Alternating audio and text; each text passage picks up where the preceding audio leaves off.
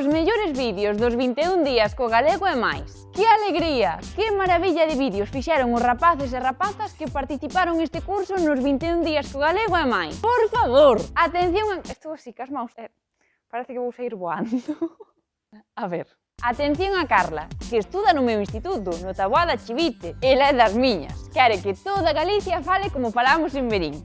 Bos días, boas tardes ou boas noites. Eu son Carla e hoxe vou falar sobre as palabras bulló e remudo. Para a primeira palabra, vouche dar unhas pistas para ver se acertas antes de que termine a conta atrás. Gústame moito comer bullós, pero só o podo facer no outono. Un bulló pódelo comer tanto cru como asado. Pero ollo, moito coidado, non vai a ser que traia sorpresa. Moi doado, non crees?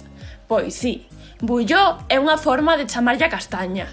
A verdade é que os nomes non se parecen moito, pero, como ten recollido a Real Academia Galega, o sinónimo de castaña é bullote, e de aí bulló. Imos coa segunda e última palabra, a palabra remudo.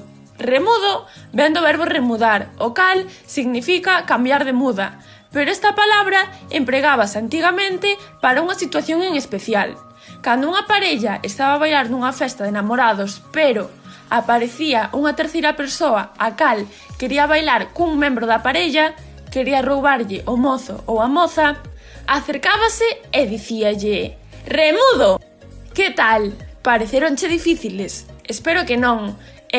A pesar de que non sexan palabras normativas do galego e de que o seu maior uso se faga nos concellos de Verín e de Vilar de Bos, ti podes empregalas igual, sexas de onde sexas. Así que, xa sabes, a remudar de palabras. Aí falaches, porque, a ver, por que imos coller unha palabra de fora se xa temos unha de aquí? Non digas crepes. Ola a todos!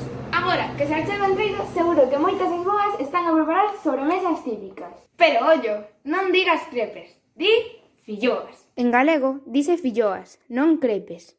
Que ricas están con chocolate e amorodos. Pero ollo, dice amorodos, non fresas. Digo cho eu! Ai, entrou unha fame. A ver se dou unha volta pola cociña. Os galegos somos moito de comer, así que, polo menos, debíamoslle chamar con xeito os utensilios de cociña.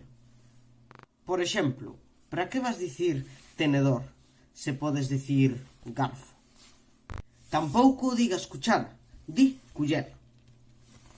E non se di cuchilo, dise coitelo. E tampouco se di taza, dise cunca.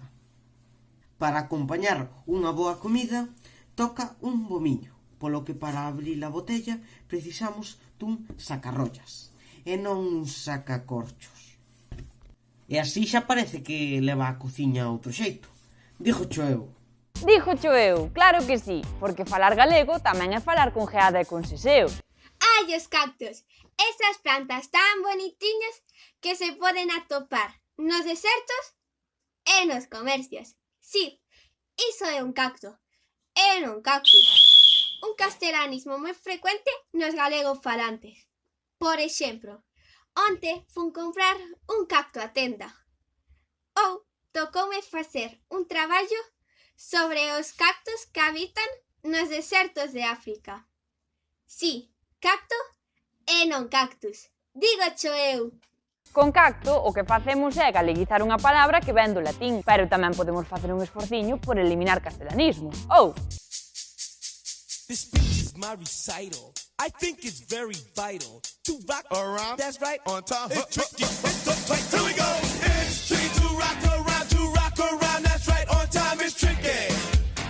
It's tricky. Tricky. Tricky. Tricky. It's tricky to rock around. To rock around. That's right. On time. It's tricky. Ola, hoxe imos falar de lonxe, lexos ou afastar e alonxar. Por Betanzos sempre che berran. Non vayas tan lexos. Mal, lexos sacámolo do castelán, ou sexa, lexos é un castelanismo. Débese usar lonxe, polo que lle dicimos aos de Betanzos, non vayas tan lonxe. E agora, imos ca palabra alonxar, que ven supostamente de lonxe. Pois non se din alonxar, dígocho eu, dinse afastar.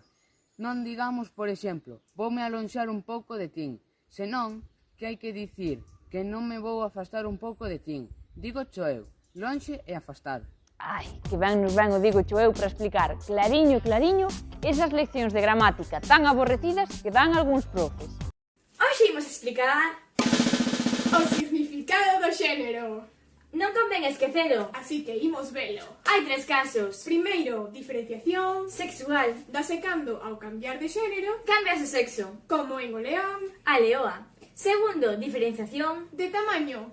Xeralmente o masculino é máis pequeno que o feminino. É o caso de río, Ría. cesto. Ou cesta. E terceiro, un sustantivo individual, É un sustantivo colectivo. como gran. É gra. Dígame xo eu! Ai, esperade un momento, que teño que atender unha chamada telefónica. Bos días. Bos días, aquí Pescadería Manolo. Vaya, Manolo, confundícheste. É peixería. Perdoa, que vas mercar? A ver, quero un bacalao e 2 lenguados. Ollo, non se din nen bacalao nen lenguado. Dice bacallao e máis lenguado. Bos días. Bos días, aquí Peixería Manolo, que queres encargar?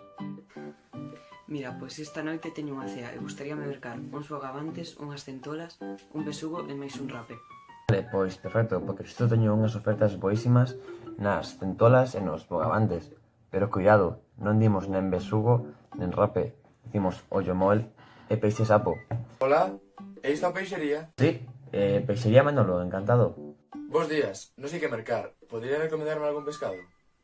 Sí, por suposto, de fillo temos unhas ofertas nas truchas, justamente. Ollo, dice troita. Tamén quixera levar uns jureles. En tal caso serán uns xureles. Pero sí, os meto na cesta e xa preparo o teu envío. Digo cho eu! É que sodes tremendo. En fin, grazas a todos pola experiencia que foi participar nos 21 días co galego e máis. Eu estou desexando repetir. Digo cho eu.